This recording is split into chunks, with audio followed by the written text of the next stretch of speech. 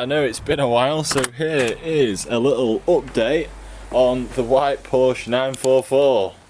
Here are literally pushing through the last few final bits to get it ready for an MOT. As you can see, both under trays are off at the front, and that's because we've had a few issues with the brakes at the front. I don't know if you remember an old video, I recycled the old front brake hoses that actually looked alright. As soon as I put them on the car, they were leaking, and I think that's the reason why I had a spongy pedal when I was test driving it. So I've tried to remove them. We've had an absolute nightmare with the old hard lines and they didn't come off, so I've had to cut the old brake hose off. Yeah, that's where we're at the minute. Previous to this, we've also had a no start issue. Ended up resolving this kind of off camera. After lots and lots of messing around, I finally found out that it was the speed and reference sensors at fault. Back of the engine here, we have two speed and reference sensors. They both should have ohm ratings between 900 and 1500 ohms, and one of them has a reading of 3.6 million ohms. And that's the one at the bottom, which is original to the car because it's still got the original factory tag on it that says BG, and the top one has been changed at some point. So yeah, to get this awful job done, I had to buy a new ratchet set. It was this extra long 1/4 inch drive with a flexi head. Nothing else I had could even get down into that gap.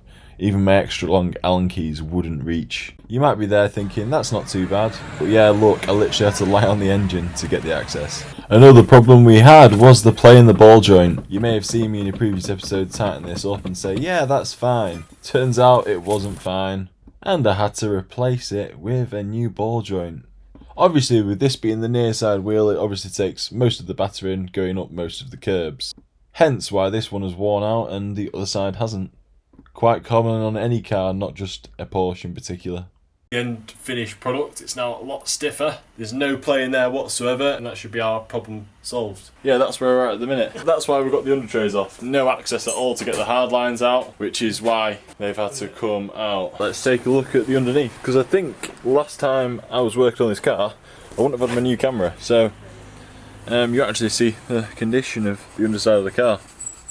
Yeah, this is what it's like on the under trays. No rust at all. Very, very clean shell, this car. Here's my done suspension, polyurethane bushed, etc. And there's the other side. Very, very clean for a car from 1986. Where the hardline just came through there and was completely obscured by the under tray. So I've got the new hardline in. And if we look underneath, it's also plumbed in nicely there. Okay, now I've jet washed these arches out, looking very nice and original. I'm pretty sure they would have been white shutters from factory. Correct me if I'm wrong. Well, that's a similar sort of finish I'm going to have on the Stag underneath, well, what I'm going to go for. I've also had to adjust the panel gaps of the plastic fronts. Bit of a nightmare because they shrink like God knows what. But yeah, there's the other side as well.